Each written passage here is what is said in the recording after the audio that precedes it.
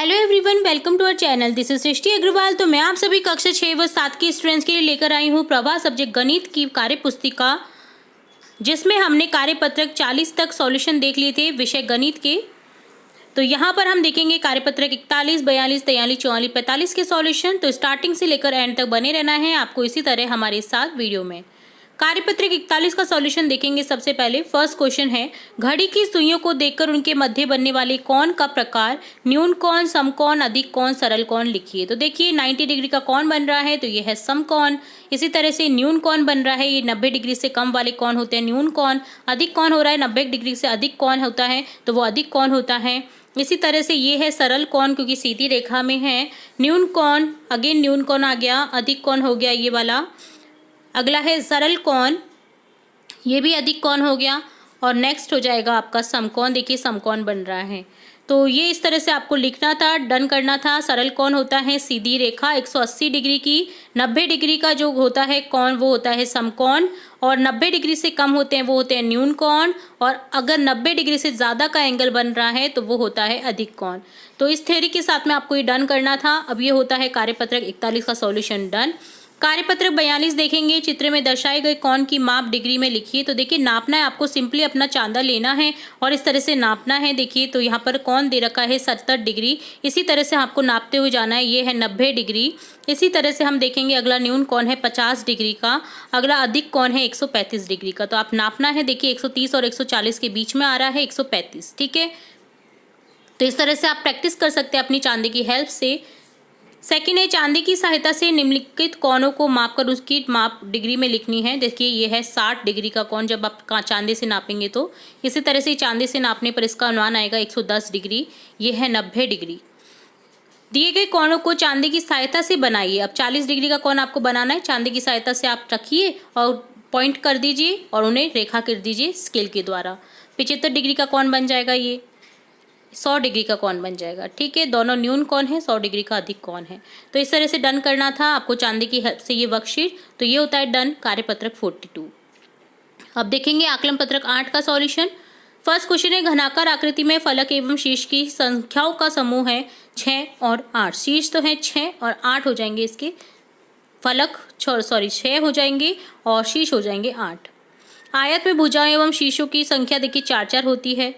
इसी तरह से निम्नलिखित कोणों में से न्यून कोण देखिए, 90 डिग्री से कम कोण कौन सा मिल रहा है हमें? Third option. समकोण की माप होती है 90 डिग्री, ऑप्शन फोर्थ। रिक्त स्थानों की पूर्ति कीजिए। वर्ग में भुजाओं की संख्या 4 होती है। 6 समान आकार की सतहों से मिलकर बने बंद डिब्बे को कहते हैं घन। ईंट की प्रत्येक सतह आयत जैसी दिखती है। सम पंचभुज में भुजाओं की संख्या होती है, पंचभुज है 5, ठीक है। तो यहाँ आंसर लिख देंगे यहाँ पर 5। 6 क्वेश्चन है, सत्य असत्य बताना है। 3 भुजाओं से बंद आकृति को कहते हैं त्रिभुज, सही है। तो आयत की सभी भुजाएं समान माप की होती है, जी नहीं। आमने सामने की भुजाएं समान माप की होती है, तो ये असत्य है। अधिक कोण का माप 0 से अधिक एवं 90 से कम होता है, ये न्यून कोण की परिभाषा होती है, ये है असत्य। 90 डिग्री से अधिक होता है अधिक कोण का मान। सरल कोण रिजु माप की माप 180 डिग्री होती है, ये सही है, ठीक है। इसको याद रखिए, रिजु कोण भी बोलते हैं, आप कंफ्यूज नहीं होना है। अगर आपको रिजु कोण दे दिया जाए तो यहाँ पर आप सरल कोण ही समझ सकते हैं उसे। दोनों का माप एक ही होता है 180 डिग्री। 7वां क्वेश्चन है, चांदी की सहायता से निम्नलिखित कोणों को माप कर उसकी माप डिग्री में लिखिए। तो यहाँ पर देखिए चांदी की हेल्प से जब आप इसे नापेंगे ये निकलेगा आपका 55 डिग्री का कोण। इसी तरह से ये हो जाएगा अधिक कोण 125 डिग्री का। तो डन होता है आपका आकलन पत्रक 8 का सॉल्यूशन। अब देखेंगे कार्यपत्रक 43। मिलान करना है आपको। 200 सेंटीमीटर को मिलान करा हुआ है, देखिए यहाँ पर 2000 मिलीमीटर, ठीक है। तो इसी तरह से आपको करना है। 2000 सेंटीमीटर को लिखेंगे 20 मीटर, 7 मीटर को लिखेंगे 700 सेंटीमीटर, 1 सेंटीमीटर में होते हैं 10 मिलीमीटर, ठीक है। 100 सेंटीमीटर में होता है 1 मीटर। तो इस तरह से आपको ये भी याद रखना है। देखिए 1 मीटर को आप चेंज करेंगे तो 100 सेंटीमीटर करेंगे। इसी तरह से 1 सेंटीमीटर होगा 10 मिलीमीटर के बराबर, ठीक है। तो 100 सेंटीमीटर हो जाएंगे कितने मिलीमीटर? 1000 मिलीमीटर, ठीक है। तो इस तरह से आपको ये ध्यान रखना है। दिए गए प्रश्नों में मापों का परिवर्तन कीजिए। देखिए 300 सेंटीमीटर है 3 मीटर, 5 मीटर है 500 सेंटीमीटर हो जाएगा, 6300 मीटर 6.3 किलोमीटर हो, किलोमीटर में चेंज करना है, 1 किलोमीटर में 100 मीटर होते हैं, ठीक है। 6 किलोमीटर को चेंज करेंगे 1000 से मल्टीप्लाई कर दो 6000 मीटर हो जाएगा। 60 मिलीमीटर को चेंज करेंगे 6 सेंटीमीटर में मिलेगा ये हमें। 72 सेंटीमीटर को mm में चेंज करना है तो ये हो जाएगा 720 mm। 960 mm को चेंज करेंगे तो 96 सेंटीमीटर मिलेगा। 8400 मीटर को हम किलोमीटर में चेंज करेंगे तो 8.4 किलोमीटर मिल जाएगा। निम्नांकित सारणी को पूरा करना है। 36 मीटर 14 सेंटीमीटर होगा। इसी तरह से आपको लिखना है 98 मीटर 98 सेंटीमीटर।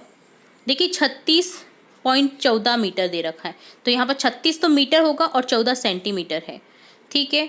3614 सेंटीमीटर दे रखा है यहाँ पर, तो यहाँ पर 36 मीटर और 14 सेंटीमीटर है। इसी तरह से 98.98 मीटर को लिखेंगे, 98 मीटर और 98 सेंटीमीटर, 98 सेंटीमीटर, 9898 सेंटीमीटर को लिखेंगे इस तरह से। 1624 सेंटीमीटर को लिखेंगे 16.24 मीटर, 16 मीटर है यहाँ पर, 24 सेंटीमीटर है। 498 मिलीमीटर को सेंटीमीटर में लिखा हुआ है 49.8 सेंटीमीटर, इसे मिलीमीटर में चेंज करेंगे तो 498 मिलेगा और इसमें है 49 सेंटीमीटर 8 मिलीमीटर। इसी तरह से 28.7 सेंटीमीटर 287 मिलीमीटर होता है, यहाँ पर 28 सेंटीमीटर और 7 मिलीमीटर है। 25.2 सेंटीमीटर है, 252 मिलीमीटर हो जाएगा, 25 सेंटीमीटर और 2 मिलीमीटर हो जाएगा। 15.7 मीटर में 15 मीटर 7 सेंटीमीटर है और सेंटीमीटर में ये हो जाएगा 1570 सेंटीमीटर, ठीक है। तो ये डन होता है कार्यपत्रक 43। अब देखेंगे कार्यपत्रक 44। मिलान करना है 2 किलोग्राम को, जैसे मिलान कर रखा है 1000 ग्राम से मल्टीप्लाई करके 2000 ग्राम, ठीक है, कि 1 किलोग्राम में 1000 ग्राम होते हैं। तो आप देख लीजिए इस तरह से आपको मिलान करना है। 7000 ग्राम में 7 किलोग्राम हो जाएगा, 2350 ग्राम में 2 किलोग्राम और 350 ग्राम हो जाएगा। तो इस तरह से मिलान करना था। 4 किलोग्राम बराबर 4000 ग्राम, 1000 से मल्टीप्लाई कर दीजिए ग्राम में बदलने के लिए। किलोग्राम इकाई को ग्राम में बदलने के लिए 1000 से गुना करते हैं, ये ध्यान रखना है। और ग्राम इकाई को किलोग्राम इकाई में बदलने के लिए 1000 से भाग करते हैं। क्विंटल इकाई को किलोग्राम इकाई में बदलने के लिए 100 से गुना करते हैं, ठीक है। तो इस परिभाषा को याद कर लीजिए ताकि आपको आगे के क्वेश्चन सॉल्व करने में मदद मिले। तो 6 किलोग्राम 6000 ग्राम, 3000 ग्राम 3 किलोग्राम, 4000 ग्राम 4 किलोग्राम, 26 किलोग्राम 14 ग्राम, 26000 14 ग्राम हो जाएगा। 6125 ग्राम 6.125 किलोग्राम हो जाएगा। 3 किलोग्राम बराबर 3000 ग्राम होता है। 3250 ग्राम बराबर 3.250 kg हो जाएगा। 2 क्विंटल हो जाएगा यहाँ पर 2000 किलोग्राम। इसी तरह से देखो क्विंटल इकाई को किलोग्राम इकाई में बदलने के लिए 100 से मल्टीप्लाई करते हैं, तो इस तरह से किलोग्राम में चेंज हो जाएगा ये। अब लिखेंगे 500 किलोग्राम बराबर हो जाएगा 5 क्विंटल, ठीक है। तो यहाँ पर आपको करेक्ट कर देना है, 2000 नहीं होगा ये होगा 200 किलोग्राम, ठीक है। ये बस एक करेक्शन करना है यहाँ पर। 200 किलोग्राम 100 से मल्टीप्लाई करते हैं क्योंकि क्विंटल को किलोग्राम इकाई में बदलने के लिए, ठीक है। तो 200 किलोग्राम हो गया और 500 किलोग्राम को क्विंटल में बदलेंगे तो 5 क्विंटल, ठीक है।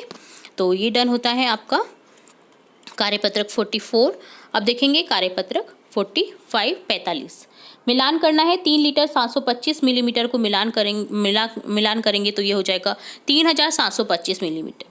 30 लीटर 725 मिलीमीटर को चेंज कर रखा है यहाँ पर, देखिए 30.725 लीटर से मिलान कर देंगे। 8.685 लीटर को मिलान कर देंगे 8685 मिलीलीटर से। 80,685 मिलीलीटर को चेंज करेंगे 80.685 लीटर से।